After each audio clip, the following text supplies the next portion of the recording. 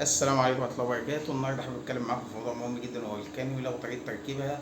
النهارده اقول لك على بعض الحاجات اللي الناس لو عملتها احيانا بتغلط فيها فبتخلي الكانيولا الوريد يورم او تربشر منه وهو مش واخد باله وهو ما تشتغلش.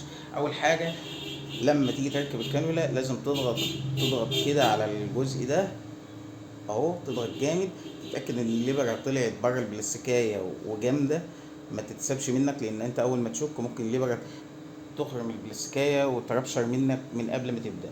تاني حاجة طبعا المفروض منه موضوع التطهير وتطهر مكان الليبر مكان ما هتشك والكلام ده. تاني حاجة هتخبط كده على الوريد، لو الوريد مش ظاهر معاك انا مختار حد وريده كويس عشان يبان، مش عارف ظاهر في الفيديو ولا لا. المهم هتيجي تشك بزاوية 15 او 20. اول ما تشك بقى اهم حاجة في الموضوع، اول ما هتدخل طرف الليبر بتاع الكانيولا، اول ما يظهر معاك دم ورا هنا، اول ما يظهر معاك نقطة دم تقف وتروح بايد واحده، ايد تدخل البلاستيكايه وايد تسحب الليبره، ايد تدخل البلاستيكايه وايد تسحب الليبره لحد ما توصل للاخر. لو هو لف يمين او شمال مش ستريت معاك، المفروض الكانيولا هتلف معاه البلاستيكايه وهتبقى مظبوطه واوت. لكن لو فضلت تتدخل والليبره انت ما بتسحبهاش هتخرم الوريد نفسه او هتخرم البلاستيكايه نفسها وهتيجي هتورم مع المحلول، وكده هتبقى انت بوظت اللي انت عملته. ممكن تبقى في الوريد صح وانت طلعت اوت بره الوريد او ورمت او ربشرت. دمتم سالمين.